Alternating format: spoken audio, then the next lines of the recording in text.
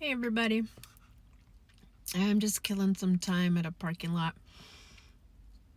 Um, it's a specific parking lot. It's to a neurologist's office, and I'm kind of excited, hopeful, and a little worried that, of course, it might not pan out great. But um, so here it is. I was referred to a neurologist. I'm not with Kaiser anymore. I'm with Sutter Medical with the Blue Cross insurance this time, and talked to them about how I always feel tired and weak in the body and all kinds of stuff. And I wanted to talk about the EDS I think I have, but they didn't think they could help me with that. But he did say he wanted to do an MRI, which I've never done in my life.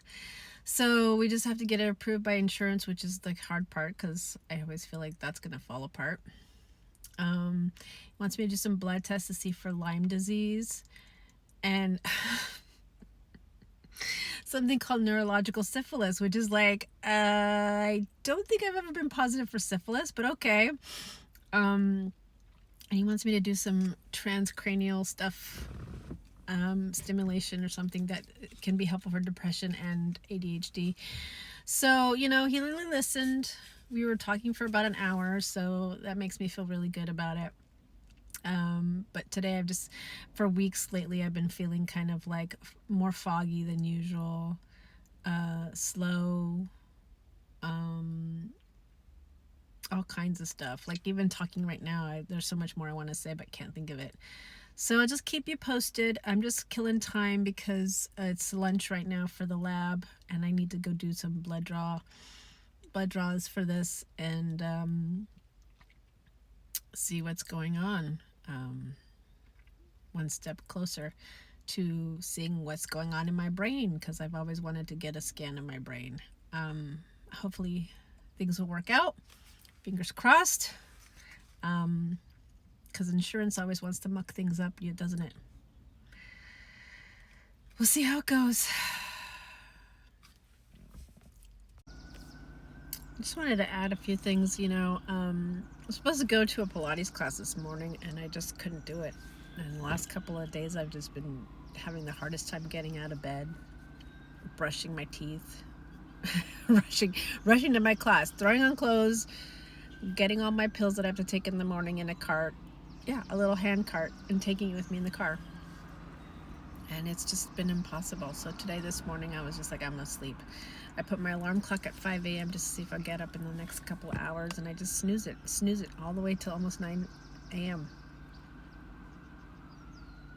And it's been getting hard to go to work, get up early, go to work. I mean, I'm on spring break, so I technically don't have to be up too early, but I've just been oscillating back and forth. I was doing great in October of last year, feeling energy, getting up early, getting dressed up, makeup, fixing hair, and now I'm back to this again. So I don't know. I always feel like two different people, two different women. There's the woman I am and the woman I want to be, It's tough. But I definitely feel like there's a trifecta with ADHD, PMDD, possibly EDS. And if it's not EDS, well, we're taking a test today to see if it's Lyme disease.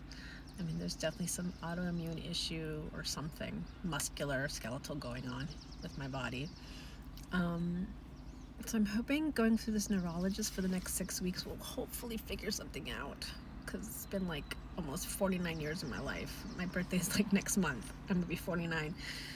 And yes, some of it could be getting older, hitting perimenopause, sure. But I've always had this. I've always had this like weakness in the hands, weakness in the body. I've been with my husband for like almost 20 years, married almost 13. And if you asked him, he would tell you I've always been like this. Like, I used to be like a woohoo girl, and then get close to my cycle and fall apart. And then I think through COVID, it just manifested stronger. Sorry, I'm closing my window. trying to block out the sounds, but also get air. So yeah, I think for us girlies, it's something that we've always had, and the frequency was different. And maybe with COVID, the frequency's gotten worse, and of course with age and perimenopause, you know. But it's like, I feel like, hello, moving hands, it hurts. So I think that's what they mean when they say, how many spoons do you have left? The energy it takes to do stuff when your body doesn't naturally give you energy. You know what I forgot to tell him? That I've tested for mitochondrial issue. That might have something to do with it. But he didn't want to, at first he was kind of, the neurologist didn't want to hear at first about the, Clarity X test I take. The doctors don't like these tests, but we take them for a reason. He was thinking we take them to get, a cure. Which, yeah, of course, we want to figure out how to fix it. But we also need to do genetic tests for the roadmap. What's not working? In what way isn't it working? If I can't detox certain things a certain way, if I can't process things a certain way, if I need more medication or less medication with a longer duration, or I don't know, what's the GI issues I'm having? Why does that affect everything? Is it the neurology that's affecting the GI and vice versa? The nervous system, the regulation, the rewiring, all that we need. So, I'm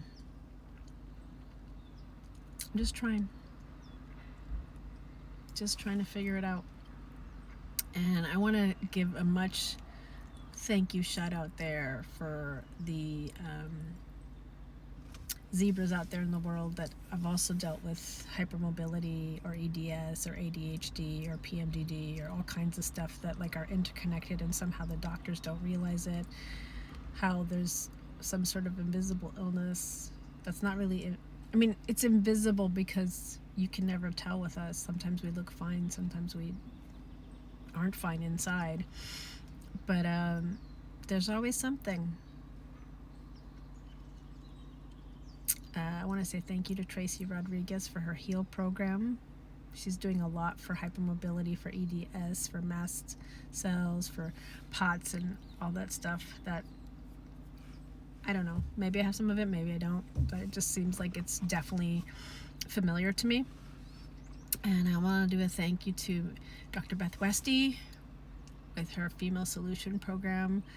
I am doing better, but there's a lot more going on that still have to get to the root of. And I have to say, if it wasn't for these videos I saw on Facebook and TikTok, and getting to TikTok and connecting with these women and realizing that I am another zebra warrior in this, where doctors are having a hard time figuring out what's wrong with us.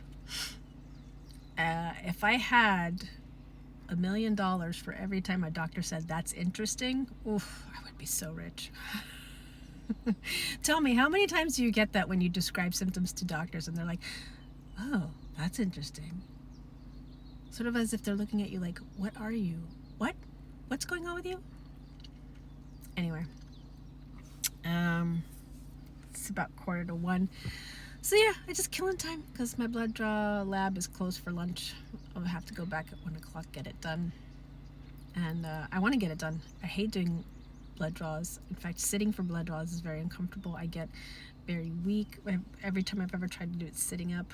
I feel like it's weird when it goes into my arm. So for some reason, laying has me more in a relaxed pose, and I can have them just do it. And it might hurt, it might pinch, it might burn with the alcohol swab, but once it's there, I'm fine and I can talk to them. But definitely there's something about the transition, and my son, who's on the spectrum, has a hard time with it, but he's got to do some blood draws himself too, because he's taking human growth hormone, and the poor boy's not gaining weight, and they want to check his thyroid and different things. And tell me about it, man. Tell me about how being neurodivergent can cause so many other comorbidities that cause it hard for you to just function and be and live and grow and thrive.